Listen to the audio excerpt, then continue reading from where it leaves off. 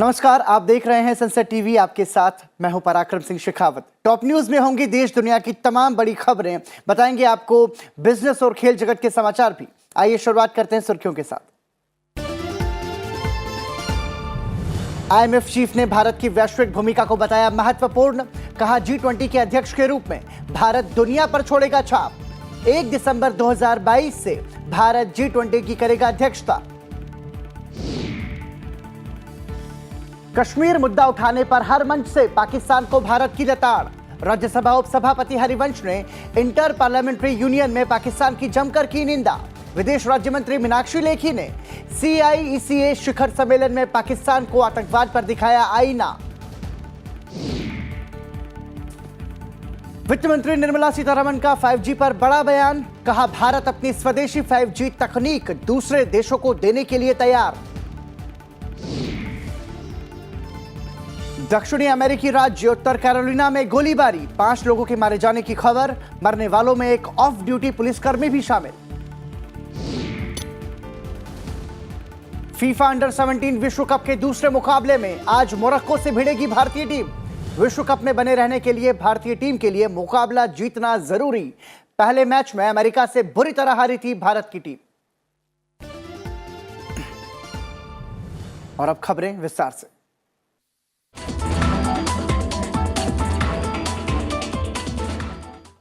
IMF ने एक बार फिर भारत की वैश्विक भूमिका की तारीफ की है और भरोसा जताया है कि G20 के अध्यक्ष के रूप में भारत आने वाले वर्षों में दुनिया पर छाप छोड़ेगा। आईएमएफ की प्रबंध निदेशक क्रिस्टालिना जॉर्जीवा ने कहा कि भारत मजबूती के साथ G20 देशों का नेतृत्व करने के लिए आगे बढ़ रहा है और आने वाले वर्षों में दुनिया पर अपनी छाप छोड़ेगा। अंतर्राष्ट्रीय मुद्रा कोष और विश्व बैंक की वार्षिक बैठक के मौके पर पत्रकारों से बात करते हुए जॉर्जीवा ने कहा कि भारत वर्तमान परिस्थिति में एक उज्जवल स्थान पाने का हकदार है, क्योंकि भारत एक तेजी से बढ़ती अर्थव्यवस्था है। सबसे महत्वपूर्ण बात यह है कि यह विकास संरचनात्मक सुधारों पर आधारित है। भारत 1 दिसंबर 2022 से 1 वर्ष के लिए G20 की अध्यक्षता ग्रहण करेगा। इसकी अध्यक्षता में भारत की ओर से पूरे देश में G20 की 200 से अधिक बैठकें की मेजबानी करने की उम्मीद है। राष्ट्राध्यक्षों, शासनाध्यक्षों के स्तर पर G20 नेताओं का शिखर सम्मेलन 9 और 10 सितंबर 2023 को नई दिल्ली में आयोजित होने वाला है। केंद्रीय वित्त मंत्री निर्मला सीतारमण ने वॉशिंगटन डीसी में चल रहे G20 वित्त मंत्रियों और सेंट्रल बैंक गवर्नर्स की बैठक में भाग लिया। यह बैठक अंतर्राष्ट्रीय मुद्रा कोष और विश्व बैंक की सालाना बैठक से इतर हुई। वित्त मंत्रालय ने बताया कि वित्त मंत्री निर्मला सीतारमण ने बैठक में बुनियादी ढांचे, निवेश और अंतर्राष्ट्रीय कर निर्धारण को लेकर अपनी बात रखी। वित्त मंत्री ने निजी क्षेत्र की भागीदारी का लाभ उठाने की आवश्यकता पर जोर दिया। साथ ही समावेशी और गुणवत्तापूर्ण बुनियादी ढांचे के लिए उपराष्ट्रीय स्तर पर धन जुटाने को लेकर भी अपनी बात रखी। साथ ही उन्होंने क्षमता निर्माण को प्राथमिकता देने के लिए सभी अधिकार क्षेत्रों से साझेदारी का आह्वान किया। वित्त मंत्री 16 अक्टूबर तक अमेरिका में हैं। इस दौरान वो ऑस्ट्रेलिया और न्यूजीलैंड समेत देशों के अपने समकक्षों के साथ मुलाकात करेंगी। साथ ही अंतर्राष्ट्रीय मुद्रा कोष के अधिकारियों से भी उनकी बैठकें प्रस्तावित हैं। विदेश मंत्री डॉक्टर एस जयशंकर ने कहा कि सरकार ने विदेशों में बसे प्रवासी भारतीय समुदाय के साथ संपर्क को सर्वोच्च प्राथमिकता दी है और वर्ष 2014 के बाद से इस दिशा में उठाए गए कदमों से यह बात स्पष्ट होती है।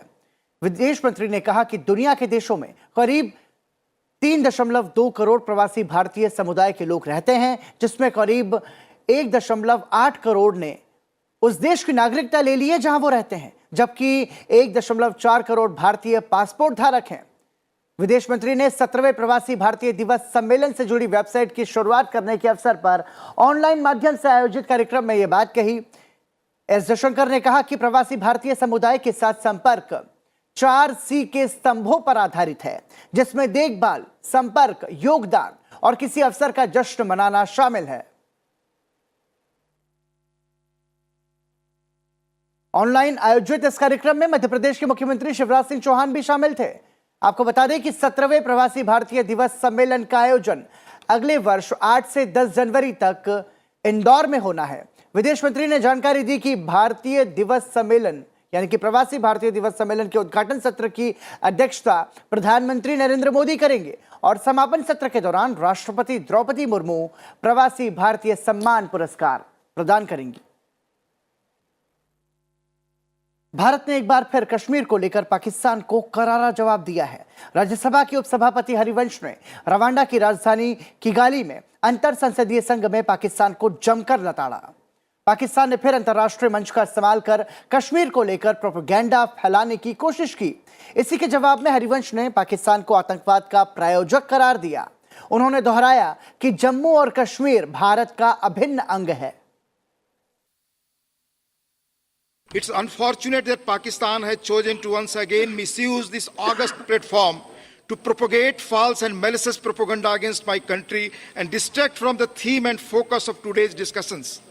We reiterate that Pakistan must immediately cease anti-India cross-border terrorism and shut down its infrastructure of terrorism, stop the grave and persistent human rights violations in Pakistan-occupied Jammu and Kashmir and Ladakh, refrain from effecting any further material change in the status of PO, JKL and vacate the Indian territories that are under its illegal and forcible occupation. उधर विदेश राज्य मंत्री मीनाक्षी लेखी ने भी Kazakhstan में CIECA शिखर सम्मेलन में पाकिस्तान को करारा जवाब दिया। सम्मेलन में पाकिस्तान की ओर से कश्मीर का मुद्दा उठाने पर उन्होंने सलाह दी कि पाकिस्तान को अपने यहां आतंकवाद के ढांचे और अल्पसंख्यकों के साथ दुर्व्यवहार को बंद करना चाहिए। विदेश राज्य मंत्री ने कहा कि पाकिस्तान के पास जम्मू कश्मीर पर टिप्पणी करने का कोई अधिकार नहीं है। पाकिस्तान का अल्पसंख्यक समुदाय को सताने का रिकॉर्ड है, इसलिए विश्व समुदाय को व्याख्यान देने के बजाय अपना घर व्यवस्थित करना चाहिए। It is unfortunate that Pakistan has again chosen the path of reckless use or misuse of Sikha platform to propagate false and malicious propaganda against my country and distract from the theme and focus of today's discussions and cooperation amongst member states. The Union territories of Jammu and Kashmir and Ladakh have been and will remain an integral part of India. Pakistan has no locus standi to comment on India's internal affairs. Pakistan's remarks today constitute gross interference in India's internal affairs. केंद्रीय गृह मंत्री अमित शाह ने कहा है कि प्रधानमंत्री नरेंद्र मोदी ने देश के एकीकरण के लिए गत वर्षों में जमकर काम किया है। उन्होंने अनुच्छेद 370 को हटाकर कश्मीर मुद्दे को हल करने का श्रेय प्रधानमंत्री को दिया। गुजरात में अमित शाह ने भाजपा की गौरव यात्रा को हरी झंडी दिखाई। इस मौके पर आयोजित एक कार्यक्रम में अमित शाह ने कहा कि पूरा देश अनुच्छेद 370 को हटाना चाहता था और प्रधानमंत्री नरेंद्र मोदी ने इसे एक झटके में हटा दिया और देश के साथ कश्मीर का एकीकरण पूरा हुआ। નરેન્દ્રભાઈ ના દેશની પ્રજાએ બીજી વાર વડાપ્રધાન બનાયા 5 ઓગસ્ટ 2019 નરેન્દ્રભાઈએ 370મી કલમને મૂળ સહિત ઉખાડી નાખી। राष्ट्रपति द्रौपदी मुर्मू असम के दौरे पर हैं। आज वो असम सरकार और केंद्रीय सड़क परिवहन और राजमार्ग पेट्रोलियम और प्राकृतिक गैस और रेलवे मंत्रालयों की विभिन्न परियोजनाओं की शुरुआत करेंगी। गुरुवार शाम को राष्ट्रपति ने असम प्रशासनिक स्टाफ कॉलेज गुवाहाटी में उनके सम्मान में असम सरकार की ओर से आयोजित एक समारोह में भाग लिया। इस अवसर पर बोलते हुए राष्ट्रपति ने कहा कि असम में भारत की भौगोलिक, सामाजिक और सांस्कृतिक विविधता का इंद्रधनुषी रूप दिखाई देता है। असम का विकास पूरे देश के समग्र विकास के लिए अत्यंत महत्वपूर्ण है। इससे पहले राष्ट्रपति ने IIT गुवाहाटी में विभिन्न परियोजनाओं की शुरुआत की। उन्होंने धुबरी में एक मेडिकल कॉलेज और अस्पताल का उद्घाटन किया और डिब्रूगढ़, असम और जबलपुर, मध्य प्रदेश में नेशनल इंस्टीट्यूट ऑफ वायरोलॉजी के 2 क्षेत्रीय संस्थानों की आधारशिला रखी। राष्ट्रपति ने तकनीकी नवाचारों में देश को अग्रणी बनाने के लिए देश के विज्ञान और प्रौद्योगिकी संस्थानों से अधिक अनुसंधान और विकास को बढ़ावा देने का आग्रह भी किया। गुवाहाटी पहुंचने पर असम के राज्यपाल प्रोफेसर जगदीश मुखी और मुख्यमंत्री डॉक्टर हेमंत बिस्वा शर्मा ने राष्ट्रपति द्रौपदी मुर्मू का स्वागत किया। राष्ट्रपति को उनकी पहली असम यात्रा पर गार्ड ऑफ ऑनर भी दिया गया। और उपराष्ट्रपति जगदीप धनखड़ इन दिनों गुजरात के दौरे पर हैं। आज उपराष्ट्रपति साबरमती आश्रम जाएंगे। इसके बाद उपराष्ट्रपति Gujarat national law university Gandhinagar में आयोजित एक कार्यक्रम में शिरकत करेंगे। इस दौरान वो विभिन्न परियोजनाओं का शिलान्यास भी करेंगे। साथ ही उपराष्ट्रपति अहमदाबाद में Institute of Infrastructure Technology Research and Management के Centre of Excellence in Drone Technology का शुभारंभ करेंगे और मुख्यमंत्री युवा स्वावलंबन योजना MYSY और शोध लाभार्थियों को छात्रवृत्ति भी देंगे। गुरुवार को गुजरात में राजस्थान हरियाणा समाज की ओर से सूरत में उपराष्ट्रपति जगदीप धनखड़ के नागरिक अभिनंदन समारोह का आयोजन किया गया। समारोह में उपराष्ट्रपति जगदीप धनखड़ ने कहा कि गुजरात, राजस्थान और हरियाणा राज्य के लोग राष्ट्र निर्माण में महत्वपूर्ण भूमिका निभा रहे हैं। माननीय जगदीप धनखड़ जी, जो एक किसान के बेटे, जिन्होंने अपनी कड़ी मेहनत से, श्रेष्ठता से, अद्भुत वाक कौशल के माध्यम से और अपने वकालत के क्षेत्र के अंदर देश की सर्वोच्च न्यायालय के अंदर भी अपनी विधि और न्याय के माध्यम से समाज को न्याय दिलाने का काम किया। और इसी के साथ जैसा कि आप लोकसभा अध्यक्ष ओम बिरला के बयान को सुन रहे थे, उन्होंने कहा कि राजस्थान के एक छोटे से गांव के किसान के घर में जन्मे उपराष्ट्रपति जगदीप धनखड़ ने कठिन परिश्रम से नई ऊंचाइयों को छुआ है।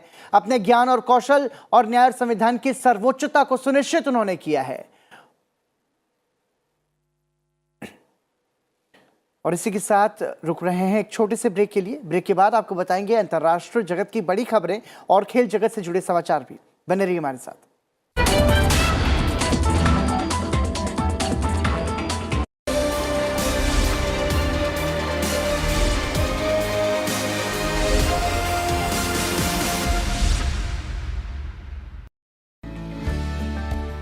आपके सांसद में इस बार मिलवाएंगे बनासकांठा से सांसद परबत भाई सवा भाई पटेल से।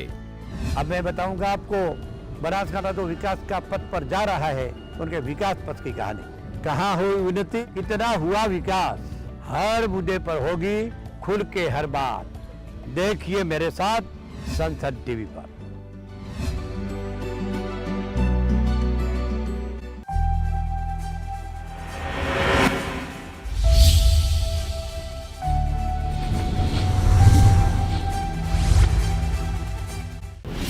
The only show of its kind that tries to demystify diplomacy and make complex international issues understandable to everyone. I am Vikas Swaroop. And every week, I bring you a new dispatch from the front lines of foreign affairs. We talk to the best experts who enlarge our understanding of foreign affairs and show us why the world matters to India and why India matters to the world. So keep watching Diplomatic Dispatch only on Sunset Television. क्या आप किसी कानूनी समस्या से घिरे हैं? नहीं पता क्या करें? क्या कहता है कानून? क्या है आपके कानूनी अधिकार? समझिए कानून की बारीकियों को मेरे साथ कानून की पाठशाला में, सिर्फ संसद टीवी पर।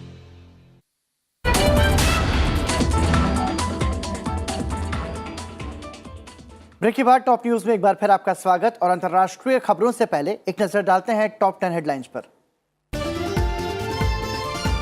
मॉस्को से दिल्ली आने वाली फ्लाइट SU-23 में बम होने की सूचना मिलने के बाद से सुरक्षा एजेंसियों और दिल्ली पुलिस अलर्ट पर। फ्लाइट आज तड़के सुबह दिल्ली के अंतर्राष्ट्रीय एयरपोर्ट पर उतरी थी। आपको बता दें कि सभी यात्री सुरक्षित उतार लिए गए हैं। जांच की शुरुआत हो चुकी है। सेक्टर BSF गुरदासपुर की 73 बटालियन के BSF जवानों ने आज तड़के सीमा पर उड़ रहे पाकिस्तानी ड्रोन पर फायरिंग कर उसे जमीन पर गिरा दिया। BSF DIG के मुताबिक पिछले कुछ दिनों से पाकिस्तानी ड्रोन अंतर्राष्ट्रीय सीमा पर भारतीय क्षेत्र में घुसने की कोशिश कर रहे थे, जिसके लिए सीमा पर BSF के जवान पूरी तरह से अलर्ट हैं। हरियाणा के मुख्यमंत्री मनोहर लाल खट्टर और पंजाब के उनके समकक्ष भगवंत मान आज सतलुज यमुना लिंक नहर मुद्दे पर चर्चा के लिए बैठक करेंगे। सुप्रीम कोर्ट ने हाल में दोनों मुख्यमंत्रियों से कहा था कि आपस में चर्चा कर मामले का सौहार्दपूर्ण समाधान खोजने की कोशिश करें। 6 राज्यों की 7 विधानसभा सीटों पर होने वाले उपचुनाव के लिए आज नामांकन की आखिरी तिथि है। उत्तर प्रदेश, बिहार, हरियाणा, महाराष्ट्र, तेलंगाना और ओडिशा में 3 नवंबर को उपचुनाव होना है।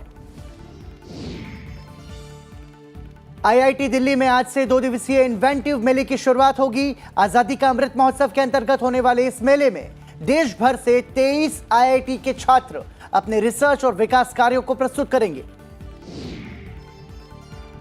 सुप्रीम कोर्ट आज चुनावी बॉन्ड के जरिए राजनीतिक पार्टियों को धन उपलब्ध कराने की अनुमति संबंधी कानून को चुनौती देने वाली याचिकाओं पर सुनवाई करेगा। याचिकाओं में राजनीतिक पार्टियों की फंडिंग के स्रोत के रूप में केंद्र की चुनावी बॉन्ड योजना की वैधता को चुनौती दी गई है। चुनावी चंदे में पारदर्शिता लाने की कोशिश के तहत राजनीतिक दलों को दी जाने वाली नकद राशि के विकल्प के तौर पर बॉन्ड की शुरुआत की गई। आज से गुजरात में कानून मंत्रियों और कानून सचिवों का अखिल भारतीय सम्मेलन शुरू होगा। केंद्रीय कानून और न्याय मंत्री किरेन रिजिजू बतौर मुख्य अतिथि इसमें शामिल होंगे।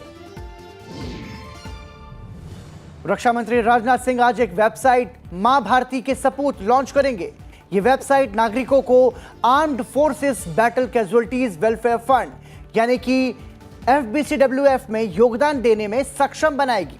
वेबसाइट लॉन्च के वक्त राष्ट्रीय युद्ध स्मारक नेशनल वॉर मेमोरियल परिसर में एक समारोह का आयोजन भी किया जाएगा। रेलवे ने semi high speed Vande Bharat express की तर्ज पर दिल्ली NCR और मुंबई क्षेत्र के बीच सुपरफास्ट मालगाड़ी चलाने का निर्णय किया है। रेलवे के पत्र के मुताबिक इसका नाम फ्रेट EMU होगा। और प्रवर्तन निदेशालय ने छत्तीसगढ़ में धन शोधन के एक मामले में छापेमारी के बाद IAS अधिकारी समीर बिश्नोई और 2 अन्य लोगों को गिरफ्तार किया है। और आइए अब नजर डालते हैं अंतर्राष्ट्रीय सुर्खियों पर। अमेरिका में आए दिन गोलीबारी की खबरें सामने आ रही हैं। अब दक्षिणी अमेरिकी राज्य उत्तरी कैरोलिना से ऐसी ही एक खबर सामने आई है। जानकारी के मुताबिक शाम 5 बजे के बाद यहां के एक रिहायशी इलाके में गोलीबारी हुई, जिसमें एक ऑफ ड्यूटी पुलिसकर्मी सहित 5 लोगों के मारे जाने की खबर है। पुलिस का कहना है कि घटना के संदिग्ध इलाके के एक घर में खुद को कैद कर लिया है उन्होंने। ऐसे में पूरे इलाके की घेराबंदी कर ली गई है। आसपास की सड़कों को भी बंद कर दिया गया है। पुलिस की कई गाड़ियां घटनास्थल पर मौजूद हैं। अमेरिका में बाइडेन प्रशासन ने फिलहाल कोविड-19 को लेकर सार्वजनिक स्वास्थ्य आपातकाल 11 जनवरी तक जारी रखने का फैसला किया है। बाइडेन प्रशासन के मुताबिक सर्दियों के मौसम में कोविड केस ज्यादा आते हैं। इसके देखते हुए सरकार ने कोविड-19 स्वास्थ्य आपातकाल को 11 जनवरी तक जारी रखने का फैसला लिया है। आपको बता दें कि बाइडेन प्रशासन का यह फैसला उस समय आया है जब अमेरिका में कोविड केसों में काफी कमी आई है। इतना ही नहीं, कोविड से होने वाली रोजाना मौतें और प्रतिदिन केस में भी काफी कमी आई है, लेकिन सरकार कोई जोखिम नहीं लेना चाहती। भारत की यात्रा करने के इच्छुक ब्रिटेन के सैकड़ों नागरिकों को अपनी यात्राएं रद्द करनी पड़ रही हैं, क्योंकि यात्रा आवेदकों के वीजा आवेदन एजेंटों के माध्यम से स्वीकार नहीं किए जा रहे हैं। आवेदकों को खुद यूके के वीजा केंद्रों में पहुंचकर आवेदन करना पड़ रहा है। वहीं दूसरी ओर ब्रिटिश सरकार को अब भी भारत के साथ मुक्त व्यापार संधि होने की उम्मीद है। हालांकि उससे भी बड़ी मुसीबत यह है कि उनकी भारत आने वाली निर्धारित उड़ानों से पहले वीजा केंद्रों में अपॉइंटमेंट स्लॉट ही उपलब्ध नहीं है। ब्रिटेन में भारत के सभी 9 वीजा प्रोसेसिंग केंद्रों में अपॉइंटमेंट के लिए प्रतीक्षा अवधि 1 माह से ऊपर की चल रही है। यह समस्या बीते कई महीनों से चल रही है। यूके में भारत के उच्चायुक्त विक्रम दोराईस्वामी समस्या का समाधान निकालने के लिए प्रयास कर रहे हैं। उन्होंने कहा कि इस माह के अंत तक स्कॉटलैंड के ग्लासगो और मध्य लंदन में 2 नए वीजा केंद्र स्थापित कर दिए जाएंगे। तुर्की की संसद ने सोशल मीडिया में फर्जी समाचार फैलाने को लेकर एक बड़े कानून को मंजूरी दी है। तुर्की संसद ने एक खास कानून को मंजूरी दी है, जिसके मुताबिक सोशल मीडिया उपयोगकर्ता जो फर्जी समाचार फैलाते हुए पाया जाएगा उसे जेल में डाल दिया जाएगा। वहीं इस फैसले के बाद आलोचकों ने राष्ट्रपति रेसेप ताइप एर्दोगन पर सच्चाई पर युद्ध की घोषणा करने और चुनाव से पहले विपक्ष को कमजोर करने की कोशिश करने का आरोप लगाया है। उधर उत्तर कोरिया ने एक बार फिर एक बैलिस्टिक मिसाइल लॉन्च की है। यह खबर दक्षिण कोरियाई सेना के हवाले से दी गई है। दक्षिण कोरिया का कहना है कि उत्तर कोरिया ने उसके पूर्वी समुद्र तट की ओर एक बैलिस्टिक मिसाइल दागी है। दक्षिण कोरिया ने कहा है कि उत्तर कोरिया ने दोनों देशों की साझा सीमा के पास लड़ाकू विमान उड़ाए, जिसके जवाब में उसने भी लड़ाकू विमानों को रवाना किया। दक्षिण कोरिया के ज्वाइंट चीफ ऑफ स्टाफ के मुताबिक उत्तर कोरियाई विमानों ने गुरुवार शुक्रवार की दरमियानी रात कोरियाई सीमा के उत्तर में 12 किलोमीटर की दूरी पर उड़ान भरी। यह घटना ऐसे समय में हुई जब हाल के दिनों में उत्तर कोरिया के एक के बाद एक मिसाइल परीक्षण करने से दोनों देशों के बीच तनाव बढ़ गया है। रूसी सेना ने यूक्रेनी माइकोलिव शहर पर मिसाइलों की बौछार की है। उसने यूक्रेन की राजधानी कीव के आसपास के क्षेत्रों पर गुरुवार को ईरान निर्मित कामिकेज ड्रोन से भी हमला किया। कीव के क्षेत्रीय गवर्नर ओलेक्सी कुलेबा ने कहा कि हमला कीव के नजदीकी क्षेत्रों में हुआ है, लेकिन अभी यह स्पष्ट नहीं है कि कोई हताहत हुआ भी है या नहीं। इससे पहले सोमवार को पूरे देश में बड़े पैमाने पर हुए रूस के घातक हमलों के बाद गुरुवार को लगातार चौथी सुबह हवाई हमले का संकेत देने वाले सायरन की आवाज सुनाई दी। यूक्रेनी राष्ट्रपति कार्यालय के मुताबिक क्षेत्र में अहम बुनियादी ढांचों को निशाना बनाया गया है। उधर यूक्रेन के दक्षिणी मोर्चे पर जारी लड़ाई के बीच माइकोलिव शहर में रात भर हुई गोलीबारी के चलते 5 मंजिला इमारत नष्ट हो गई। विश्व बैंक के अध्यक्ष डेविड मालपास ने आगाह किया है कि वैश्विक अर्थव्यवस्था खतरनाक रूप से मंदी की ओर बढ़ रही है। उन्होंने गरीबों को लक्षित समर्थन देने का भी आह्वान किया। मालपास ने अंतर्राष्ट्रीय मुद्रा कोष और विश्व बैंक की सालाना बैठक के दौरान कहा कि 2023 के लिए आर्थिक वृद्धि दर के अनुमान को 3% से घटाकर 1.9% कर दिया गया है। वैश्विक अर्थव्यवस्था खतरनाक रूप से मंदी की ओर बढ़ रही है। वैश्विक मंदी कुछ परिस्थितियों के अंतर्गत हो सकती है। विश्व बैंक के अध्यक्ष का मानना है कि मुद्रास्फीति की समस्या है, बाजार दर बढ़ रही है और विकासशील देशों में जो पूंजी प्रवाह हो रहा था वो बंद हो गया है। इससे गरीबों पर असर पड़ेगा। The global environment, as you know, is very challenging. In fact, it's grim for developing countries. I think there's a crisis facing development. We put out our poverty numbers last week, so showing 70 million more people in extreme poverty and median income going down by 0.4%. That's the first decline in the records that the World Bank's been keeping since 1990. और अंतर्राष्ट्रीय सुर्खियों के बाद आइए अब नजर डालते हैं अर्थ जगत से जुड़ी खबरों पर बिजनेस बज के जरिए।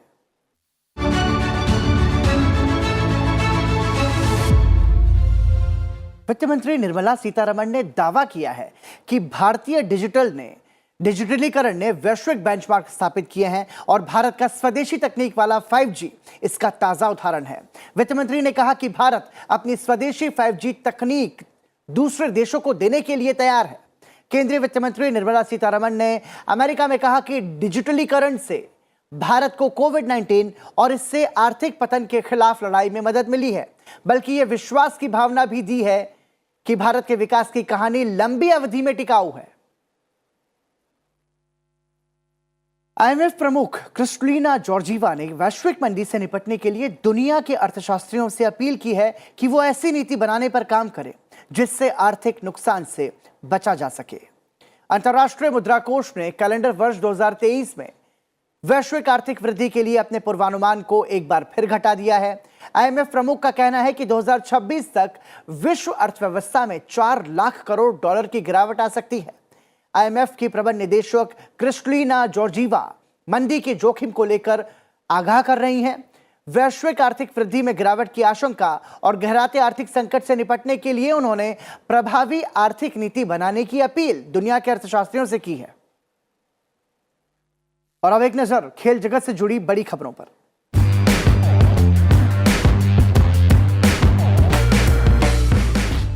फीफा महिला अंडर 17 विश्व कप के दूसरे ग्रुप मैच में भारतीय टीम प्रतिष्ठा बचाने के लिए मोरक्को के खिलाफ बेहतर प्रदर्शन की कोशिश करेगी। पहले मैच में 8 गोल से मिली हार से मेजबान भारतीय टीम का मनोबल जरूर गिरा है, लेकिन वो इस मुकाबले में जीत हासिल करने के लिए कोई कोर कसर नहीं छोड़ेंगे। हालांकि भारत के लिए यह आसान नहीं होगा क्योंकि मोरक्को ने अफ्रीकी क्वालिफाइंग टूर्नामेंट में शानदार प्रदर्शन करके इस टूर्नामेंट में जगह बनाई है। क्वालिफाइंग टूर्नामेंट में मोरक्को ने घाना को पेनल्टी शूटआउट में हराया था। दूसरी ओर भारत को मेजबान होने के नाते सीधे प्रवेश मिला है। आज के मुकाबले के बाद भारत को अपना आखिरी ग्रुप मैच 17 अक्टूबर को ब्राजील जैसी दिग्गज टीम से खेलना है, लिहाजा अंक बनाने का उसके पास यही मौका है। बहुप्रतीक्षित महिला आईपीएल का आयोजन अगले साल पुरुषों के इंडियन प्रीमियर लीग से पहले मार्च में किया जाएगा, जिसमें 5 टीम भाग लेंगी। बीसीसीआई के अनुसार टूर्नामेंट में कुल 20 लीग मैच होंगे, जिसमें टीमें 2 बार एक दूसरे का सामना करेंगी। अंक तालिका में शीर्ष पर रहने वाली टीम को फाइनल में जगह मिलेगी, जबकि दूसरे और तीसरे स्थान की टीम एलिमिनेटर में खेलेगी। और इसी के साथ टॉप न्यूज में फिलहाल इतना ही। आपको छोड़े जाते हैं आज के दिन यानी कि 14 अक्टूबर के तारीख से जुड़े इतिहास के साथ। अपना ख्याल रखिएगा, दीजिए इजाजत, नमस्कार।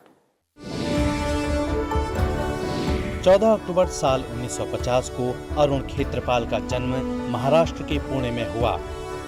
अरुण खेत्रपाल उन 21 भारतीय सैनिकों में से एक हैं जिन्हें मरणोपरांत भारत के सर्वोच्च वीरता सम्मान परमवीर चक्र से अलंकृत किया गया। शहीद सेकंड लेफ्टिनेंट अरुण खेत्रपाल 1971 के भारत पाकिस्तान युद्ध में अद्भुत पराक्रम दिखाते हुए वीर गति को प्राप्त हुए। उस समय उनकी उम्र महज 21 वर्ष की थी। खेत्रपाल को बसंतर के युद्ध का योद्धा भी कहा जाता है। अरुण खेत्रपाल अकेले ऐसे योद्धा थे जिन्होंने दुश्मन के 10 टैंक्स को तबाह करने के बाद ही सांस ली थी।